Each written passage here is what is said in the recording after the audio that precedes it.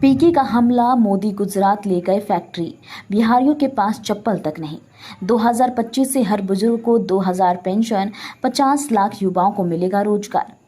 दरअसल जनसुराज के सूत्रधार प्रशांत किशोर ने राजगीर में आयोजित बिहार बदलाव सभा में एनडीए पर करारा हमला बोला है। उन्होंने सीधे प्रधानमंत्री नरेंद्र मोदी और डबल इंजन की सरकार को घेरते हुए कहा कि बिहार से वोट लेकर मोदी गुजरात में फैक्ट्री लगवा रहे हैं, जबकि यहाँ के बच्चों के पास पहनने तक को चप्पल और कपड़ा नहीं। पीके ने ऐलान किया है कि दिसंबर 2025 से बिहार की तस्वीर बदलनी शुरू होगी। 60 साल से ऊपर हर बुजुर्ग को 2000 रुपए मासिक पेंशन मिलेगा। बच्चों को निजी स्कूल में मुफ्त शिक्षा मिलेगी। युवाओं को बिहार में ही 10 से 12 हजार रुपए तक का रोजगार मिलेगा। उन्होंने वादा किया है कि छठ के बाद बिहार के युवाओं को मजदूरी के लिए बाहर नहीं जाना पड़ेगा। पीके ने दावा किया है कि आने वाले समय में 50 लाख युवाओं को यहीं बिहार में रोजगार मिलेगा। सभा में मौजूद हजारों की भीड़ को संबोधित करते हुए प्रशांत किशोर ने चेतावनी दी कि यह बिहार की बदहाली की आखिरी दीपावली और छठ है। अब चाहे लालू प्रसाद यादव हो, नीतीश कुमार हो या नरेंद्र मोदी, इस बार नेताओं का चेहरा देखकर वोट मत करना, अपने बच्चों का चेहरा देखकर वोट करना। राजगीर हम 20 बार से ज्यादा आ चुके हैं और ज्यादातर समय नीतीश कुमार जी के साथ में ही राजगीर आए हैं।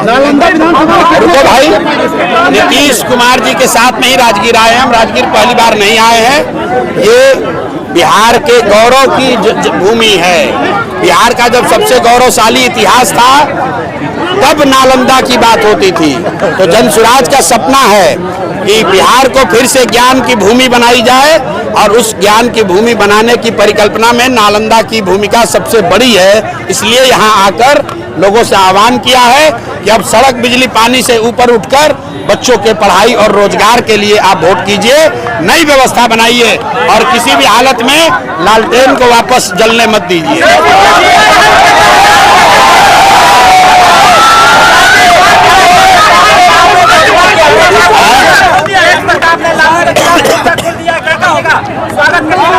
भाई ऐसा है, मैं हमेशा कहता हूँ लोगों के प्राइवेट जिंदगी में, उनके परिवार में क्या हो रहा है ये मेरा विषय नहीं है।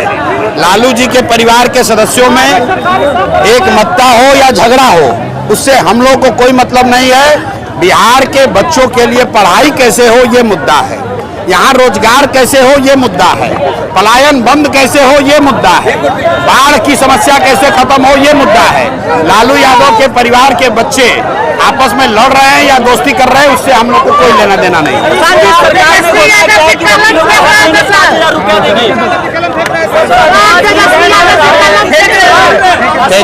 तेजस्वी यादव कलम फेंक रहे थे तो ये दिखाता है कि इनका चरित्र क्या है। मैं हमेशा कहता हूं कि शेर बूढ़ा भी हो जाएगा तो वो घास नहीं खाएगा, मांस ही खाएगा।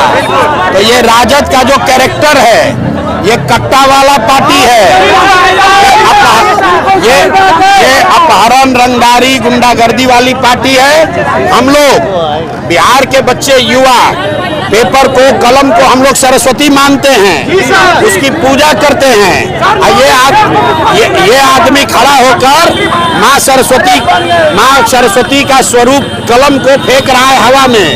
इस बार जनता इनको सबक सिखाएगी।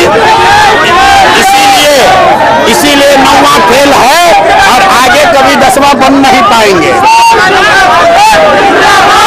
तो आप लोगों ने सभी ने देखा कि कितनी संख्या में, हजारों की संख्या में लोग यहाँ उपस्थित थे और बहुत ही अच्छे तरीके से उनका स्वागत हुआ है और बिहार बदलाव की बातें हुई है और इस बार निश्चित ही बिहार बदलाव होगा। नवंबर में सरकार जनसुराज की बन रही है।